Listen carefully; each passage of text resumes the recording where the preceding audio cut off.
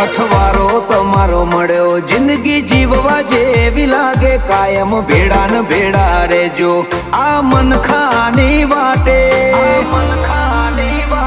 આખું આખું વારી જવું તારી એક સ્માઈલ માટે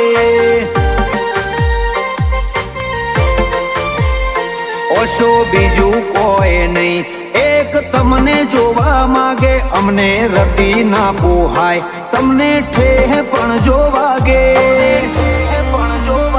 આખું આખું વારી જવું તમારી એક સ્માઈલ માટે